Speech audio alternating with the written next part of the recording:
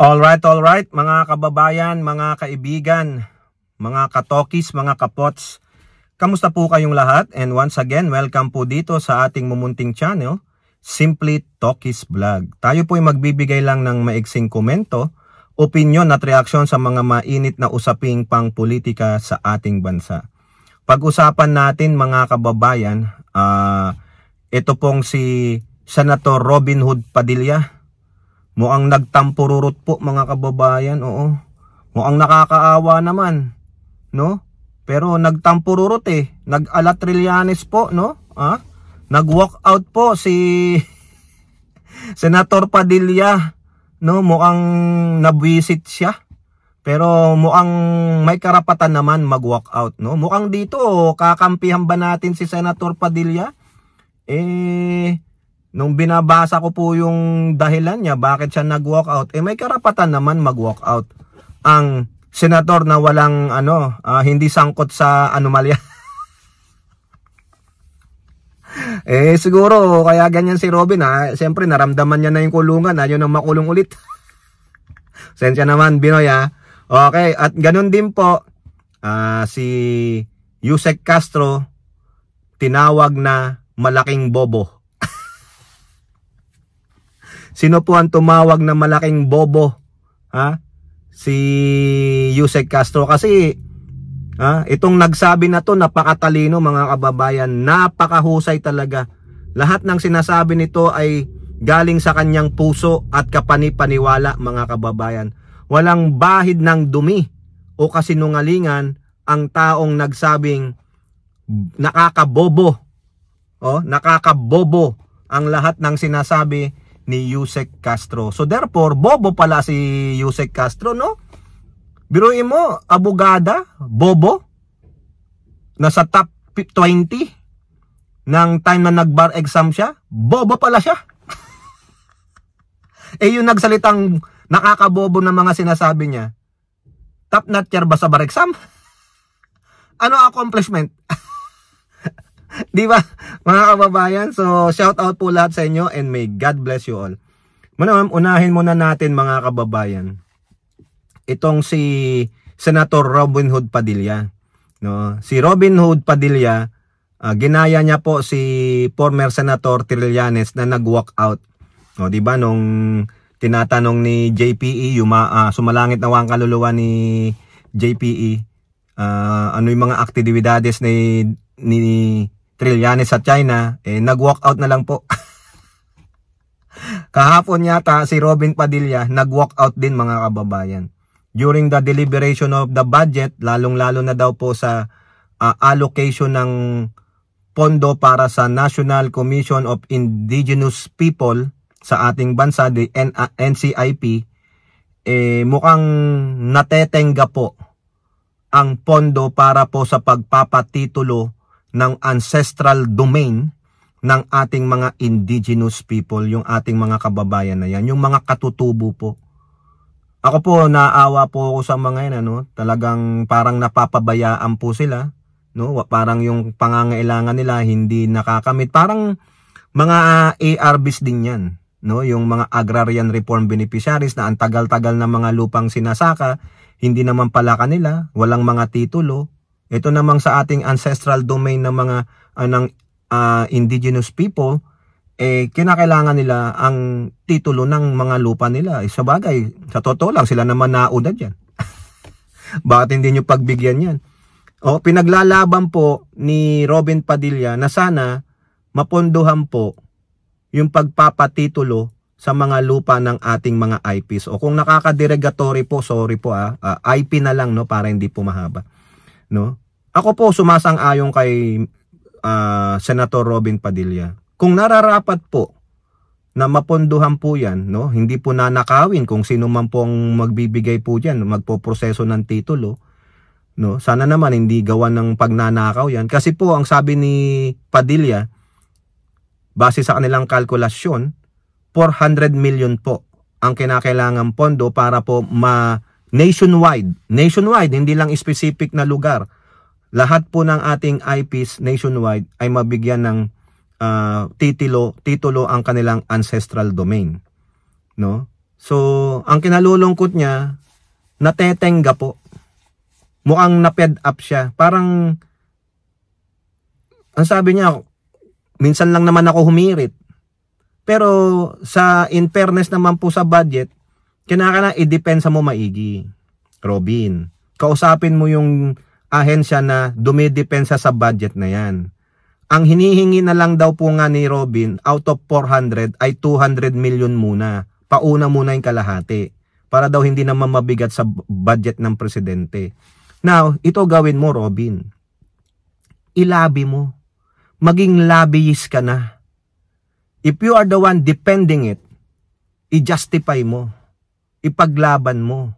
Kailangan suportahan mo. Huwag kang mag-walk out. Kasi pag nag-walk out ka, no, parang in your dismay, maski na dismayado ka na, kumbaga, naiinip ka, nababagalang ka, ipaglaban mo.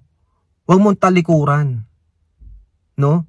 I-justify mo sa committee o sa hearing na this is the right thing to do for our indigenous people. Hindi yung mag-walk out. Siguro out of frustration niya, no? Ayaw siyang pakinggan, ayaw siyang dinggin, no? Di paglaban mo, kulit-kulitin mo. That's what you call lobbying.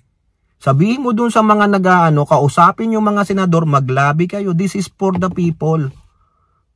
Ito mga indigenous people natin, kababayan natin to, they need this title for their ancestral domain.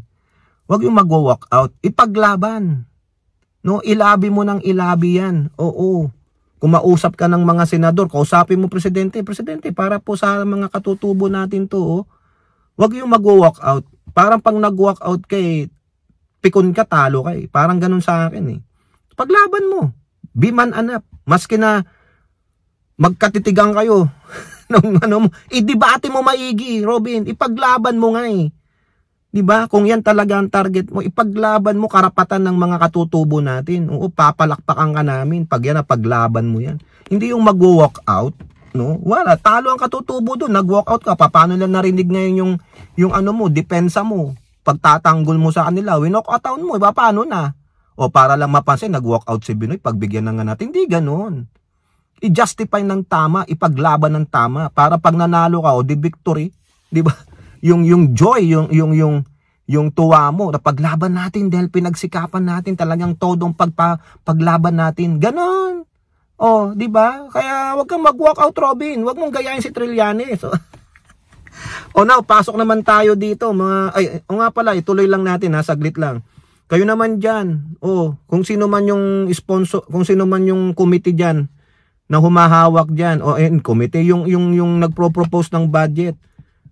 Ha? Galingan nyo naman, para po sa mga katutubo natin yan, no? Pakikinabangan nila yan. O now, punta naman tayo dito kay Yusek Castro. Tinawag pong bobo ang butihing Yusek Castro ng PCO at PPO. Kasi po, yung tumawag po ng bobo dito, wala na pong masabi. Kasi talunan po ito eh.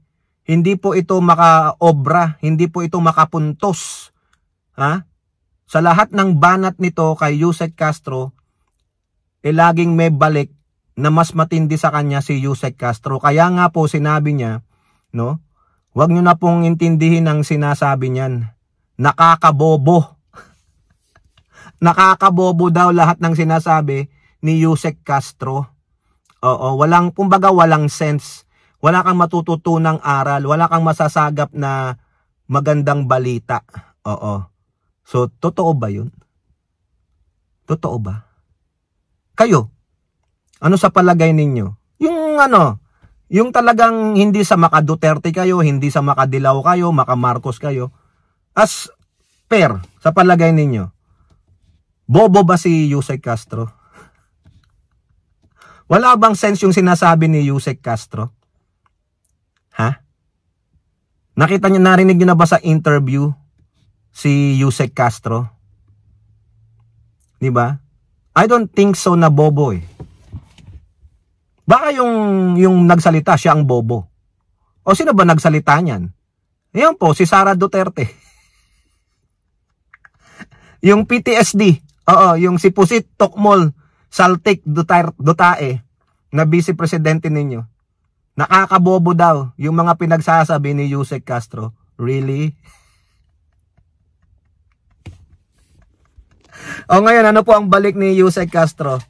Sino nagsabi? Siya? Siya na magaling magbigay ng fake news, misinformation? Oo nga naman. Sinong paniniwalaan nyo? Si Yusek Castro o si Sara Duterte? Na puro lang pangbubudol, puro misinformation, puro pamimeke, mga kababayan. So, yung mas bobo? Ha? In terms ng pagiging parehong abogada, sino ang mas nag-practice ng kanilang career as abogada? Ha? Pasalamat lang si Sara Duterte dahil Duterte ang last name niya. Ha? Political dynasty. Eh kung hindi siya political dynasty, hindi Duterte last name niya, magaling ba siya abogada? Tandaan niyo si Yusek Castro nasa top 20 ng bar exam nung tinake niya. Eh si Tukmol, nakakabobo. Ha? Eh di sana lahat nung nakapapanood ng yung mga yung mga Malacanang media, ang bobobo nyo, no? Di ba? Ha? Lahat ng mga nambinya dyan, lagi kayo nakikinig kay Yusek Castro tuwing meron siyang press con. Eh di ang bobobo nyo. Di ba? Ganon? Walang ibang masabi si Tukmol, mga kababayan, sa sobrang pikon niya na kay Yusek. Sinabi lang niya na nakakabobo ang mga sinasabi niya. Hindi naman ako nabobobo. Tumatalino nga ako, mga kababayan. Ewan ko lang sa mga kausap niya. Yung mga ibang DDS, baka yun, lalong nabobo. Yung mga DDS nga, sa kakapakinig sa inyo, lalong naging bobot tanga. Kami, nanonood kay Yusek Castro sa kanyang press con at sa kanyang vlog. Natalino kami, mga kababayan. Bakit? Verified by facts yung sinasabi ni Yusek Castro. Lalo na sa vlog niya, nagre-research siya. Sa kanyang press con, kausap niya ang Pangulo at yung iba pa. Ikaw, anong pinakita mong katotohanan? Hindi mo nga ma-explain si Mary Grace Piatos. Tapos sasabihin mo ad hominem, nakakabobo. Di tawagin talaga, kaya dapat ako tawag ko diyan PTSD. Tukmol. Sinong mas may bobo na follower? Yung kay Yusek Castro o sa mga DDS? Ano sabi ni Gadon? Mga DDS, mga bobo tanga, mga bobo tanga, di ba? Tapos ikaw sasabihin mo nakakabobo yung mga sinasabi ni Yusek Castro. Di ba? Ikaw nga it took. Tapos kung magsalita ka, loading. Parang maalala nyo yung computer, yung personal computer nung 1980s. 1981 pala. Di ba ganun? Loady. Wait. O kaya yung early internet sa atin noon, 1991 to 1992. Yung Netscape pa nun, yung browser Netscape. Gaganong. Sino nakakabobo? Akala mo naman siya nagbigay ng matalinong pananalita. Wala po Lahat ng sinasabi ni Sara Duterte, binabasa niya lang. Tapos wala pang sinseridad. Tapos kung wala siyang binabasa, loading po siya. So sinong mas bobo? Di ikaw, Sara Duterte, tingnan mo lang mga followers mo, mga defenders mo, mga bobo tanga. Mga fake news maker pa, may umamin di ba? Doon sa Quadcom hearing, ilan silang umamin, mga fake news maker, di ba? Mga bobo na, mga tanga pa, disinformation specialist pa. Di ba nag-boomerang yung sinabi niya? Nakakabobo. Sa'yo yun, ikaw yun. Sinasabi mo lang yung sarili mo. Ginagamit mo lang si Yusek Castro. Bobo. Kayo po, ano nyo po yung masasabi? Comment down below and don't forget to like and share. Hope to see you in the next videos. Bye-bye. God bless.